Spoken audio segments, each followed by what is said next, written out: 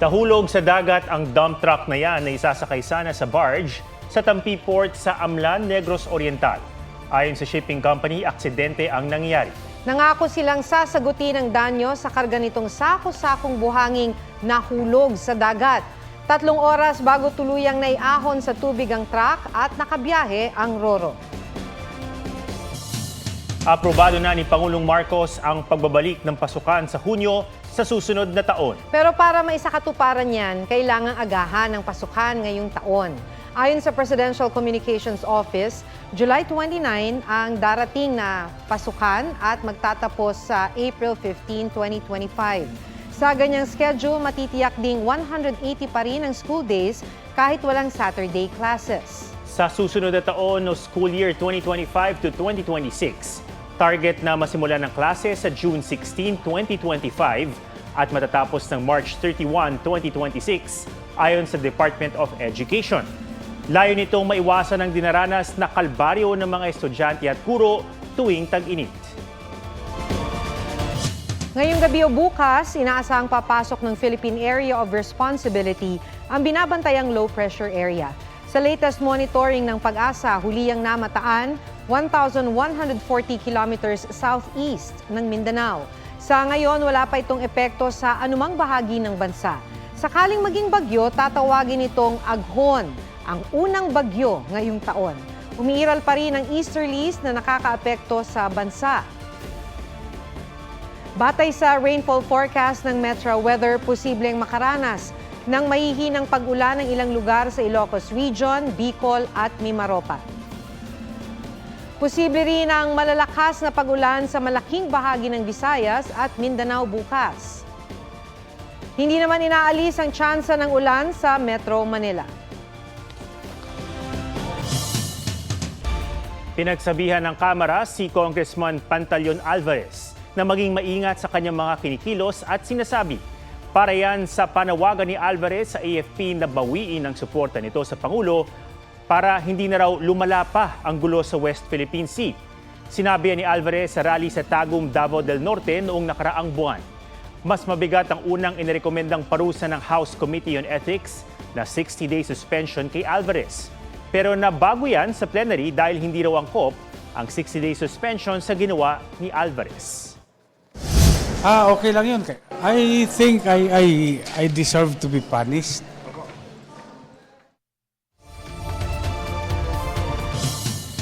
Giit ni dating AFP Western Command Vice Admiral Alberto Carlos, wala siyang pinayagang new model sa West Philippine Sea, taliwas sa alegasyon ng Chinese Embassy.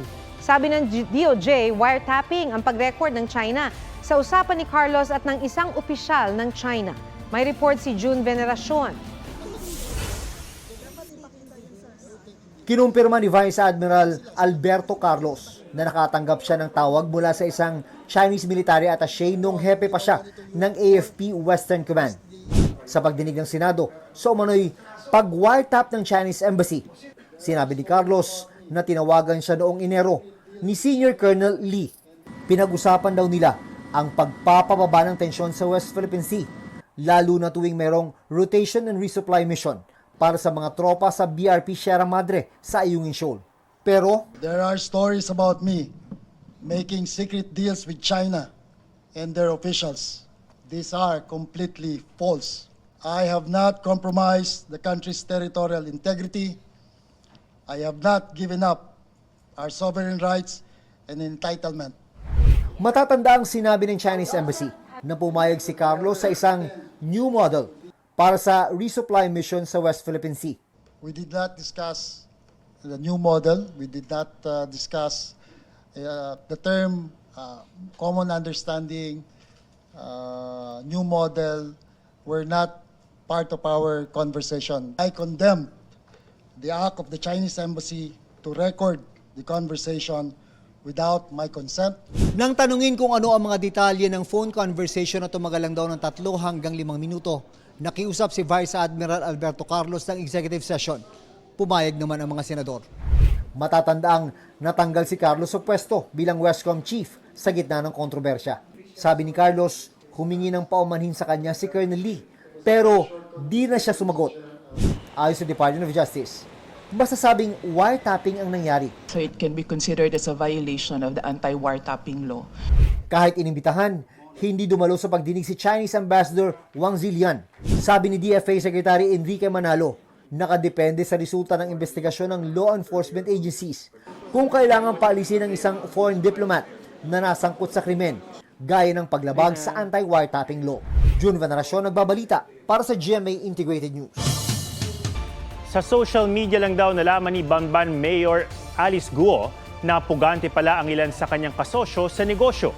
Sa isang statement, isiniwalat ni Senator Risa Ontiveros na may criminal activity ang incorporators ng Baofu Land Development na sina Zhang Ruijin at Lin Baoyin na iniimbestigahan sa Singapore dahil sa 2.8 billion Singapore dollar money laundering case at si Huang Ziyang na may hawak ng 4 na passport.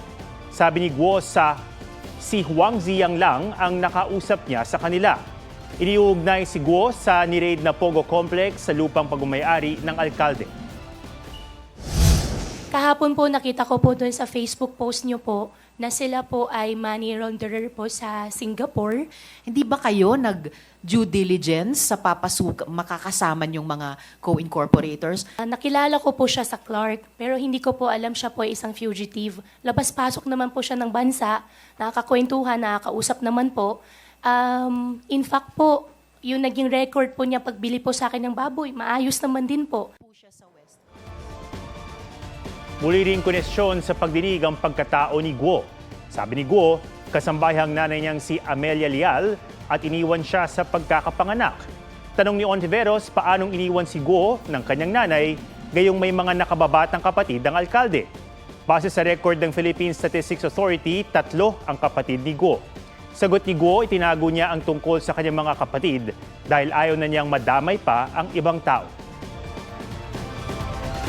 Inanay ang inipong pera ng isang babae sa Governor Generoso, Davao Oriental. Nakalagay sa karton sa loob ng cabinet ang kanyang ipong aabot sa 35,000 pesos. Noong nakaraang taon pa niya sinimulang ipunin ng perang ipambibili sana ng laptop at cellphone ng 2 niyang anak.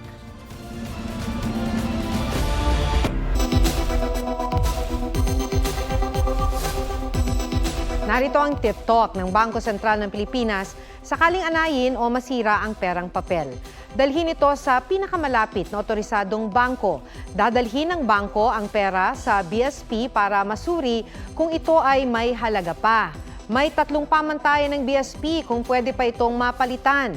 Yan ang 3 S. Una ay ang size. Dapat nasa 60% pa ng pera ang hindi nasisira. Pangalawa, signature o dapat nakikita pa ang bahagi ng mga pirma ng BSP Governor o Pangulo ng Pilipinas.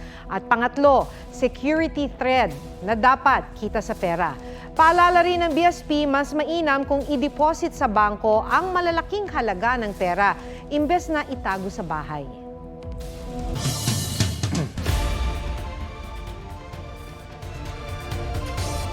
May kaugnayan nga ba ang ating kinakain sa ating kutis? Lumabas sa isang pag-aaral na isang diet ang nakatutulong daw para mabawasan ang tigyawat. Ang pahayag ng mga eksperto tungkol dyan sa report ni Katrina Son. Kapag tigyawat sa mukha ang usapan, marami-rami raw ang makakarelate. Paano ba ang diskarte mo? Lagi lang po maghilamos. Sabon, proper sleep po. Pimple patches. Tapos nililib lang po namin siya for whole night po. Ang 23 years old na si Justin Cilia. Problema raw ang pimples mula nung 15 pa lang siya. Minsan nagkakaroon na siya ng nana. And parang hindi na ako confident ba na magpakita sa ibang tao. May sinubukan siyang produkto na naging hiyang sa kanya. Binawasan din niya ang pagkain ng matatamis at nagdagdag ng gulay at water intake.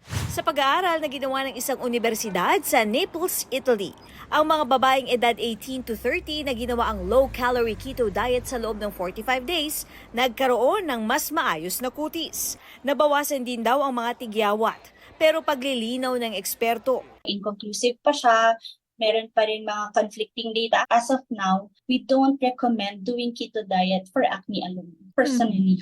Specialized daw dapat ang paggamot sa pimple problem. May 4 na mga bagay daw na maaring dahilan ng tigyawat.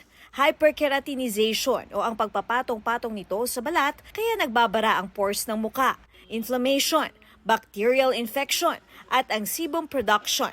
Ayon naman sa isang nutritionist, malaki ang kontribusyon ng mga kinakain natin sa estado ng kutis natin. The more na sugary yung puso, fried, fine sugar, the more that it could develop not only acne, but it could also enhance yung aging. Sa keto diet, inaalis yung refined sugars, and to some people, yun yung one reason kung bakit mas naki-clear out yung skin.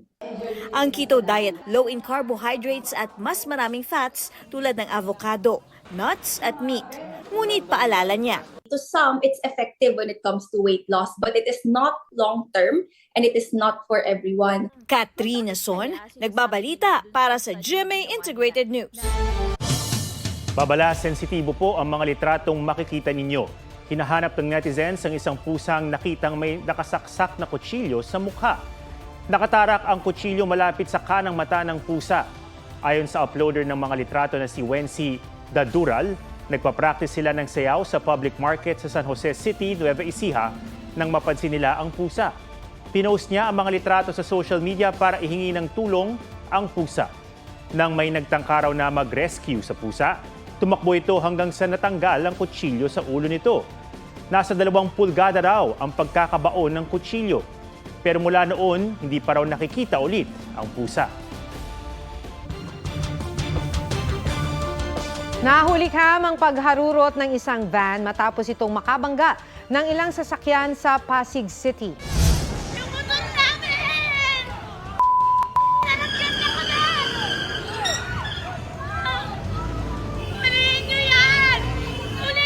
Pagkamaniobra, mabilis na humarurot palayo ang van kahit na pinipigilan ito ng ilang enforcers. Bago nito nakita sa CCTV na halos magkabanggaan ng van at isang motorsiklo. Nagkasagutan ng 2 driver hanggang sa tuluyang binundol ng van ang motor. Pinagsusuntok naman ng rider ang bintana ng van at hinampas niya ng helmet. Tumakas ang van pero nabangga pa nito ang ilang sasakyan.